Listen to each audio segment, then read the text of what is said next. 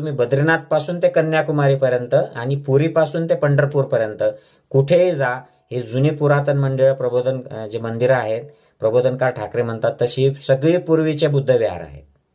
तुम्ही कुठेही कितीही दाबायचा प्रयत्न केलेला असला बुद्धाला तरी खोदाल तिथे बुद्ध मिळतो.